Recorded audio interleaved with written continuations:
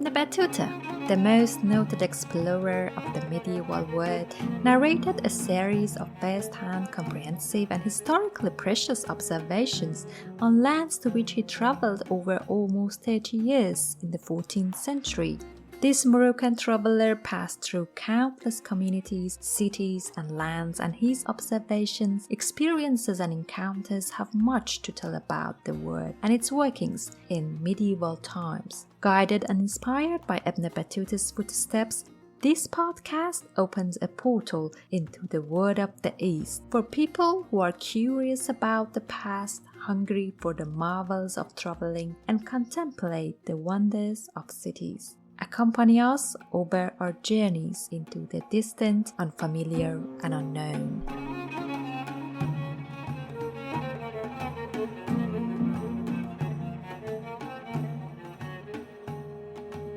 Ibn Battuta's extensive, vibrant observations and remarks on his journey from Cairo in the 14th century vividly evoke the sense of the metropolis under the Mamluks' patronage. Sophisticated mosques, widespread Sufi hospices, numerous colleges, specialized hospitals, and bustling bazaars are just some of the features reported by Ibn Battuta that describe and unveil the charms of Cairo at the golden era of the Mamluks. In the last episode, we explored Mamluk Sultanate, their vastness of territory, their origin, and their ruling psychology with Professor Doris Behrens-Abouseif. We sit with her on another round of conversation to discuss about Mamluks' urban, socio-cultural landscapes and their built legacy in Cairo. My name is Ray Behboudi and I will be the host of the program today. Hello, Professor Doris, and welcome to the show. Hello, Ray. Thank you for inviting me. It's a pleasure to be with you here. What was the status of Cairo when the Mamluks came to power, and in what way did the Mamluks contribute to its evolution into a fortress metropolis? So when the Mamluks came at the end of the Ayyubid period, Cairo was a double city. Well, it was composed of two cities, in fact. Al-Fustat, which was in the south, close to the Nile, was the first Arab foundation, which became the Arab Egyptian capital, the Egyptian Islamic capital. And then after that, there were other satellite cities that came later, also center of government. These were satellites. They were not far from Fustat, but outside and became part of it and integrated into it. Then came the Fatimid and built their own residential city, which was the city of the rulers, Al-Qahira. It was connected to Cairo, but mainly it was the center of the court, of the caliph's retinue. It was the royal city. The commercial and industrial city remained Fustat and its satellite. When Salah ad-Din came and evicted or overthrew the Fatimid Caliphate, he wanted to unite completely Fustat with Al-Qahira so that there's no royal city and ordinary city. And to do that, he opened the gates and made the city now one city instead of two different ones. And in order also to emphasize this, he wanted to have a wall, construct a fortification that encompassed the double city. He died before completing the scheme, but he built the citadel as following the model of Syrian cities, where at that time, during the age of the Crusades, the rulers resided in citadels on hills as fortification and royal residence at the time. So this is what the Mamluk found. There was plenty of gap between Fustat and Al-Qahira, and it was mainly in the reign of Nasser Muhammad, who was very ambitious builder. They were all ambitious builder, but he had a very urban vision. He wanted to fill the city, and he encouraged his emirs to go and build as far as possible and as remote as possible to expand urban boundaries. So he wanted to enlarge the city and to fill the gaps. The building activity was so great and it was lucrative. There was not necessarily competition between the different emirs, perhaps a little bit, but the idea was to put a collective building activity, a collective patronage, so that you have as many mosques as possible, as many minarets as possible, all of them representing Mamluk identity and Mamluk patronage. And this idea of widening the city remained. Also in the 15th century, new quarters were founded to fill gaps or to upgrade areas that had declined. there was always an urban mind in Mamluk building activity. It was not just putting a big monument, it's putting a new area, it's to build a quarter with all what belongs to it. And also for reasons of Waqf and foundation endowments, this was very useful because the commercial facilities finance the religious. So if you want to pay for a religious, a mosque or a madrasa, to make for the staff, for the students, for the scholars, you need an income, and the income was provided by the commercial structures, by shops, bakeries, you call it baths, and all ever whatever used for urban. When you build a mosque, you build at the same time commercial things to finance it. So it is an urban project. It's profitable on many sides.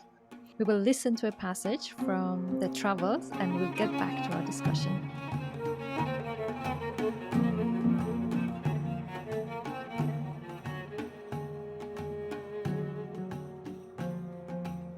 As for the madrasas, colleges in Cairo, they are too many for anyone to count. And as for the Maristan hospital, which is between the two castles near the mausoleum of Al-Malik al-Mansur Qalawun, no description is adequate to its beauties. It is equipped with innumerable conveniences and medicaments, and its revenue is reported to be 1,000 dinars a day. The convents, too, are numerous. The people there call them khawaniq, the singular being khanqa, and the emirs in Cairo vie with one another in building them. We just listened to a vivid description of Cairo and its monuments by Ibn Battuta. What drove the Mamluks to compete in constructing so many charitable and religious foundations? The urban prosperity is one of the tasks of a ruler. A good ruler has to provide a city with all amenities and with all what is needed for its comfort and for its commercial and prosperity. The other thing also was not only the charity, first of all, because they were not a dynasty. Every Mamluk Sultan was in danger to be forgotten because there was no dynasty, there was no son who would, in a dynastic system, the early ones are always remembered by the later ones because they are the ancestors. So I think the idea to be not to be forgotten made them very keen to build a religious foundation with their own mausoleum. Don't forget, all this religious foundation had the founder's mausoleum. You have the place where the founder himself is buried, made him commemorated. So it was a way to commemorate themselves, not to be forgotten, and to be celebrated through history, which happened. And this is what indeed they were successful in that. And there is the other fact. It is the Waqf system, the Paris Foundation system. When you want to build something charitable, that you have to set sponsors, that gives money to, you need the staff, you need the religious services, you have to dedicate some commercial structures to make some investments that would finance the charitable things. So they had to buy land, to acquire shops, to build shops, to build all kinds of commercial structures, to build all kinds of lucrative structures, and so business that would provide an income, and with this income you pay for the foundation forever. So it was an inseparable part of the religious foundation, the commercial assets that would finance it over time when long after the founder is dead. So usually there was something here that allowed the founder to keep some of the income for himself and of his family. There's nothing illegal with that. He simply buys and dedicates more investment to finance, and he would write in the stipulation trying to cover the expense, and so much also to be given to members of the family or to give them position, administrative position. This was a way of securing also some kind of financial support to their descendants who were not secured because there was no hereditary succession. So to provide for the children and children's children. So there was evidently selfish, profitable aspect in this, and there was the legitimation, there was the memory, and there was also, well, you do think this, you see today, we still speak of them, and how we speak of them, we commemorate them. So this was a successful strategy, not to be forgotten, and look how we talk about them. So, as you just illustrated, this construction oriented mindset was serving multiple functions, and Mamluks were cleverly benefiting from them all. Cairo of the Mamluks, maybe we can say, was a melting pot of marvelously diverse ethnic groups. Who were some of the major migrant communities and what brought them to the city? And why did they choose Al Qahira to reside in either for a short time or permanently? The Mamluks themselves, who came from elsewhere, and very often they brought their families or they invited their families to join them. Then the Mongols, who came as refugees, many from other parts of the Muslim world came to study, to make commerce from Iran. There is another thing. All of Egypt, despite the crisis, was a very stable place. It was not attacked. The Mongols didn't reach Cairo. Timur devastated Syria, but he couldn't reach Cairo. Cairo was not touched before the Ottoman, so it remained always a safe place which never had to deal with foreign troops. During the entire Mamluk history, you had refugees coming from elsewhere, especially from Iran and from the east. After the Mongol invasion, after Timur's invasion, there was a continuous influx of migrants and there was a continuous population of Iranian. And there was at some period, even Sultan al-Muayyad was trying to reduce the migration of Iranians because there were too many. So, can we say that Cairo relative stability was so inviting to the migrants from east and beyond? Yes, absolutely. It was constantly a place which has not been threatened from all the years between 1250 and 1517. It has not been the city of Cairo itself. Alexandria was raided by crusaders, but nobody came near Cairo. So this is why also Cairo on the long run lost its fortification. There was no need to fortify Cairo. Cairo was fortified at the borders, at the ports, and so on. So Cairo itself, until the Ottoman come, has never been threatened during the Mamluk period. In the religious landscape, Mamluks were supporting a multi right policy that respected all branches of Islam. What was their aim with this policy, and do we know the outcomes of this religious pluralism and tolerance? Of course, this was inherited. The Mamluks, after the fall of the Abbasid Caliphate, had established in Cairo a kind of also an Abbasid Caliphate. This is very important, should have been said, perhaps should have said that earlier. They made Cairo also a center of a caliphate, of a caliph. So one of the relatives of the Abbasid caliphs who had been overthrown by the Mongols was invited to Cairo to be a caliph. So he had ceremonial role to invest the sultans. He didn't have any political or even much religious function, but ceremonial representative function. By doing this, the Mamluks made Cairo the successor of Baghdad, a center of spiritual authority, of caliphal authority, and even some rulers, as far as in India, would ask for a document of investiture from the Caliph of Cairo for their legitimation. So the Abbasid Caliphate was multi-right. They allowed the four rights of Islamic law, the four schools of Islamic law to flourish. They are the four schools accepted by orthodoxy in general. They are equally valid, but they are geographically differently distributed. In North Africa, for example, it's the Maliki school that prevails. In Egypt, it is the Shafi'i and the Maliki. And when the Mamluk came, they were Hanafi themselves, like most of the Turkic and Eastern regions. So they preferred or they supported the Hanafi right. So when the Mamluks came, they inherited this Abbasid tradition of promoting equally or accepting the multi-right idea, and it was already there under the Ayyubid. The last Ayyubid Sultan, who had recruited Mamluk, founded his madrasa was for the four mazhab or the four right of Islamic law. And the Mamluks kept this. The Egyptian population was generally Shafi'i, the Mamluk establishment was Hanafi, but you have most of the madrasas were for multiple mazhab. So, and this contributed also to the international standing that people could come and study. Ibn Khaldun, the great philosopher, belonged to the Maliki, right, as North African, and he came and taught the Maliki in the Maliki right. There was the Caliph in Cairo. It was part of this international Islamic politics. Caliph was authority for all to have to be the guardians of the holy cities and the big patrons of religious institutions for the whole Muslim world. In the social fabric of the Mamluk Sultanate, what were the main roles and jobs held by elite members of the social order? Just if you can give us a few examples, they were jurists or they were emirs, or what were the top main roles?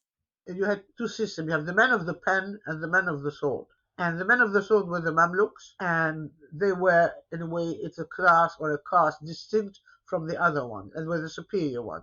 They were responsible for the military, and there were some positions in the government that were to be occupied by men of the sword. And there were the men of the pen, who were the learned, the local, the indigenous, who occupied position as judges. Even the caliph himself was representative of rather of the men of the pen. However, toward the 15th century, things merged, and we find more and more men of the pen occupying positions that were previously dedicated to only men of the sword. That's a very fabulous distinction or labor division between the roles, like a man of the pen and man of the sword. When you walked in Cairo in the Mamluk period, you could tell who is who by the dresses. There were certain people who were allowed to wear certain dress. You could tell also ethnic groups had their own clothes. So people were labeled by the clothes they were wearing. So the men of the pen did not dress like the men of the sword at all. They were not allowed to. They had their own headgear, their own headdress, they had their own kind of gowns, and you would tell immediately this is a judge, this is a scholar, this is a Mamluk, this is an administrator, this is a soldier, this and so forth. So the labels were there to put everyone in their place.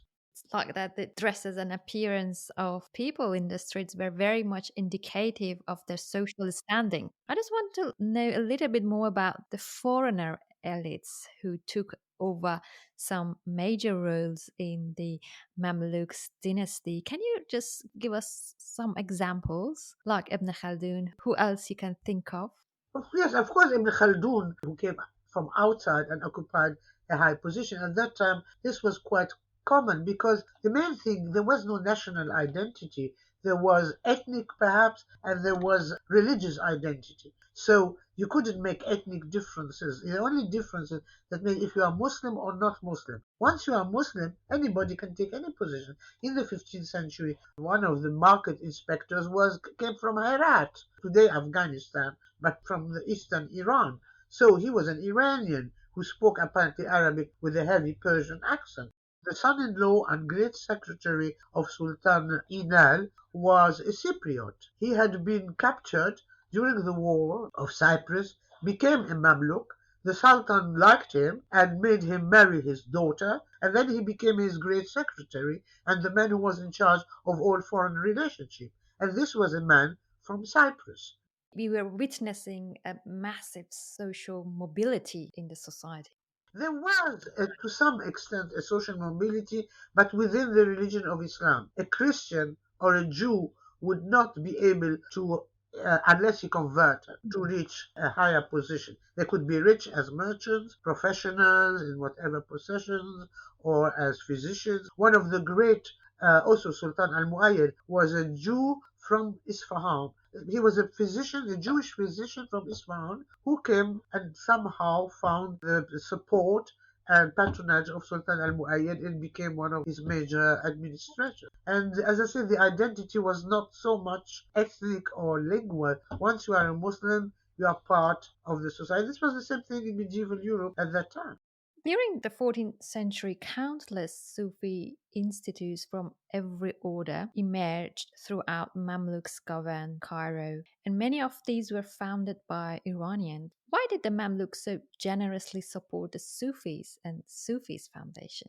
Sufis has always been integrating when new groups, social groups, when new ethnic group came in. Sufism always in all parts of the Muslim world works as a kind of melting pot where people whose origin were different could find a common platform. Almost all Mamluk sultans were inclined to Sufism. The Egyptian and the Mamluk Sufism in Egypt and Syria was not very esoteric.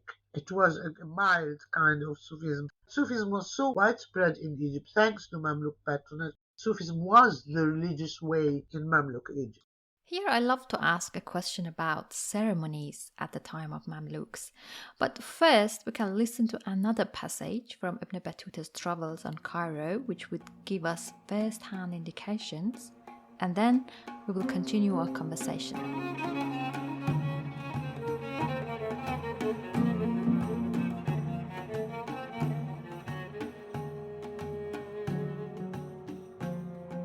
It is said that in Cairo there are 12,000 water carriers who transport water on camels, and 30,000 hirers of mules and donkeys, and that on its Nile there are 36,000 vessels belonging to the Sultan and his subjects, which sail upstream to Upper Egypt and downstream to Alexandria and Dumyat, laden with goods and commodities of all kinds. On the bank of the Nile, opposite Cairo, is the place known as Ar-Rawda, the garden, which is a pleasure park and promenade, containing many beautiful gardens. The people of Cairo are fond of pleasure and amusement.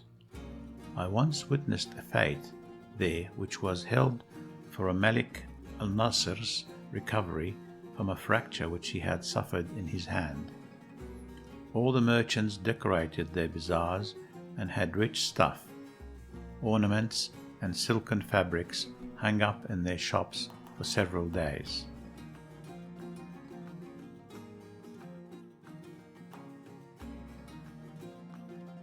As Ibn Battuta and many other witnesses reported, the streets of Cairo were always hosting ceremonies of one kind and another, and the people of Cairo were fond of amusement. Why Mamluks were so interested in ceremonies, and what sorts of occasions were deemed worthy of being celebrated? Well, I think this is an Egyptian phenomenon. If you read Evliya Çelebi, who was a Turkish traveler in Egypt in the 17th century and knew Egypt very well, he is astonished and amazed by the number of celebrations and ceremonies that took place in Cairo at that time. Also, travelers who visited Egypt in all periods noticed that there are plenty of celebrations in Cairo at that time. So I think this is a Cairo's phenomenon from the very beginning. I wonder if it goes back to the ancient Egyptians, possibly. Then you had, of course, the religious feasts. Then you had the Sultans themselves, were the center of many celebrations. Every time the Sultans went down to the city, it was with a parade and procession. They visited people, they were not secluded in their palaces. And every time the Sultan appeared, there was a very strict protocol on what occasion, how the procession should look like on each occasion. If he was going on to play polo, or if he was going on simply for traveling, each occasion had its own specific protocol of appearance and so on. So these were very important, and it was a kind of communication between the Sultan and his people, who would look, and they always expected the Sultan to be dressed and to appear and to be glorious as much as possible. And they were very proud when the Sultans looked great. They were very proud. This is the image of Islam, and they loved that. So I always say that if you want really to know what is Mamluk art really, it's much more how the processions looked like and the parades in the street than what objects are in the museums today.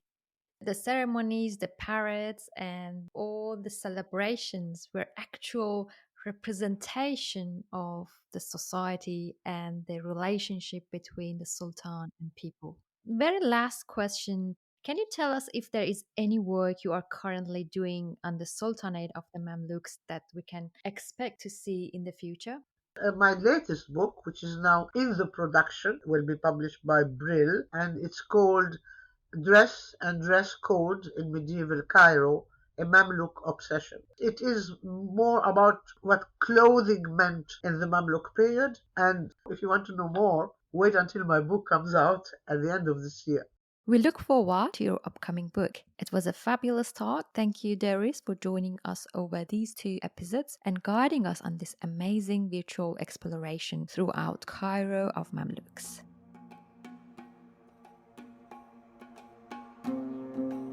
Thank you, everyone, for listening to another episode of Oriental Journeys podcast. You can follow us on Apple Podcasts, Google Podcasts, and Spotify. You can also check out our website www.theorientaljourneys.com, which you can find the key information and some interesting quotes from each episode. All the passages from Ibn Battuta Observations have been selected from the English translation, The Travels of Ibn Battuta, translated from Arabic to English by Hamilton Gibb and Charles Beckingham, published for the Huckload Society in 5 volumes. Our editor and creative consultant is Kate O'Connell. Aydogan Kars and Ashkan Bahrani are our content advisors from Monash University. Frank Joachim reads the passages from the Travels of Ibn Battuta. The music was composed by Ali Gogin and Tia Goodwin, cover art designer.